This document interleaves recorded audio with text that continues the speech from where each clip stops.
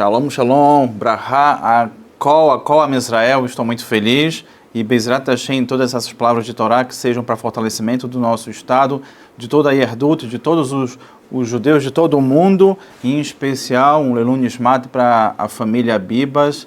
E vocês veem como é importante a gente ter essa Ahavá a Kol Israel. Estamos adentrando exatamente no Hag, um dos Hags que são rabínicos, um dos Hagim, assim como Hanukkah, Purim, que foi instituído pelos nossos sábios, Purim, que vem do hebraico de Pur, que é sorteio, Purim, o plural de sorteios. Haman, que é um dos descendentes de Amaleque, ele fez um sorteio, ele quis entender um dia que ele pudesse ir contra Israel. E ele viu que Adar, para ele, seria um bom momento, já que foi o mês que Moshe Rabbeinu faleceu, exatamente no dia 7 de Adar. Entretanto, ele não tem de consciência que pela Kabbalah, o dia de falecimento de um tzadik é um dos dias mais importantes, onde toda a sua força, a sua Torá, ela ilumina a todos nós. Assim como ele nasceu no dia 7 de Adar, ele veio falecer, e por esse sorteio que Haman tentou fazer com que Israel padecesse, tem uma relação muito forte com a alegria. Um dos tikunei, ou seja, uma das formas de retificar o mês de Adar e Purim é através da alegria. Por isso que os nossos sábios, através dos Masertot, de Bavli, Verushalmi, de Megillah, falam que Sherninaz Adar, Marbim Besimihá, quando entra o mês de Adar, acrescenta para cada um de nós alegria. E o mês de Adar, ele é um mês que pela Kabbalah, ele é o Mazal, ou seja, ele é o signo de peixes, e cada um de nós temos que ser como os Dagim, como os peixes.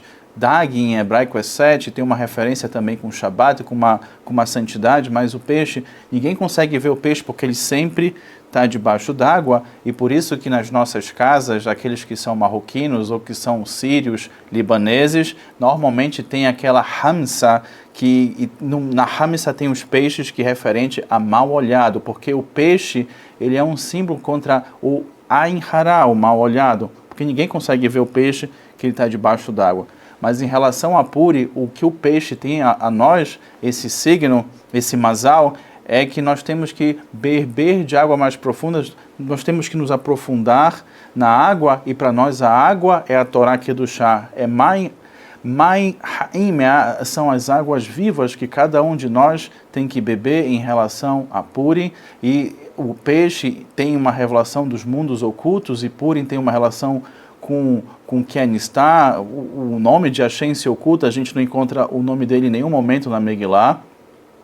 Entretanto, Esther também tem uma relação com Nistá, com o oculto, então a gente vê que existe uma força adicional que inclusive vem no oculto sem que a gente possa compreender.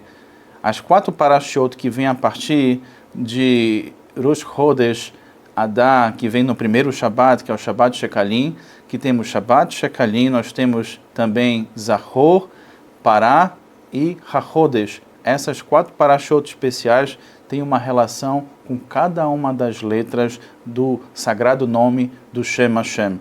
E o sagrado nome, ele está também de uma forma oculta para cada um de nós. Existe um livro chamado Purim, Leis, Comentários, em relação, inclusive, a Megillah Esther, do Raham, do Rabino, chefe da congregação Mekohaim, e ele faz uma pergunta exatamente na página 18a.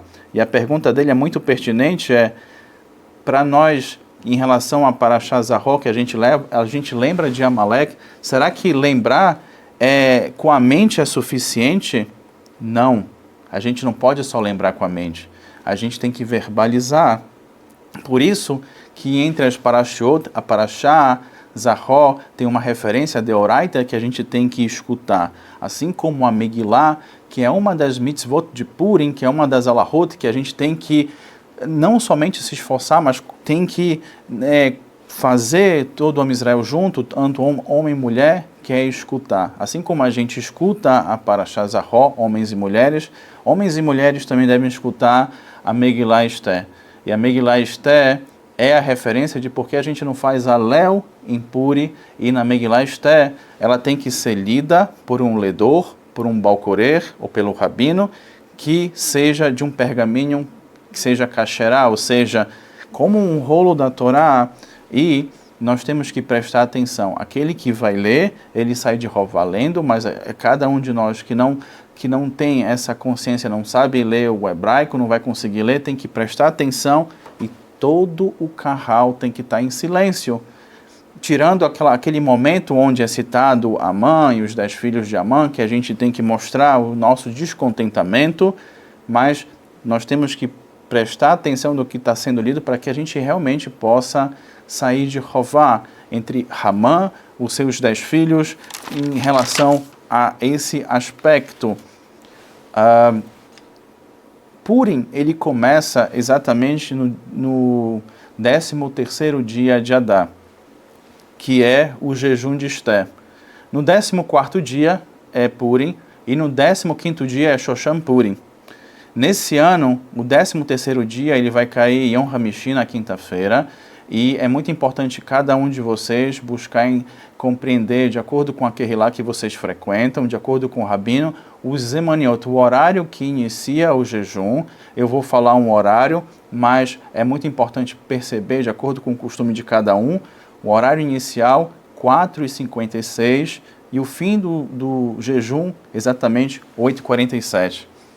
É interessante a gente entender que o jejum não é uma coisa para afligir, mas é realmente para a gente trazer esse Midat Chesed, esse momento de misericórdia. E nos nossos dias, a gente teve o caso de Yarden Bibas, que ele foi afligido pelos terroristas, e os terroristas, 2 dias ele sem comer, e eles falaram assim: muda a tua fé, deixa o judaísmo, se converte ao Islã, então você vai receber um tratamento melhor. E Yarden Bibas falou assim: eu nasci judeu, eu vou morrer judeu. Depois de 2 dias de jejum, então os terroristas perceberam que ele não ia se dobrar, então passaram a dar um alimento para ele. Isso significa que, como a Esther fez o seu jejum de 3 dias para entrar em contato com o rei, e Yarden Bibas também fez o seu jejum, e nós, como fazemos jejum, fortalecemos também a Israel. Temos que ser como ele, como cada um, nos fortalecendo, e sabemos que nós nascemos com uma missão maior de expandir essa luz, não somente para nós, mas para toda a humanidade. Em relação às leis de jejum, uma mulher que é lactante ou que acabou de dar à luz a um bebê, elas não são necessárias, estão isentas de fazer o jejum. Também uma pessoa com uma questão de saúde, ela não se sente bem, também ela está isenta de ter que participar ou fazer o jejum. Agora, toda e qualquer dificuldade em relação a isso, ou dúvida, procure um rabino para poder ter consciência se você pode fazer esse jejum. E o mais importante disso, também ter contato com o médico. Nós temos um dos nossos maiores mestres, que foi o Rambam, que nesse Shabat anterior, que foi o Shabat, exatamente o Shabat Terumá, e essa gravação está sendo feita para tocar o coração de cada um de vocês. Assim como na Terumá nós temos a missão de construir um tabernáculo, construir um local onde a Shekhinah, a morada divina, possa entrar, nós também temos que construir um local onde cada um de nós, cada Am Israel, possa continuar.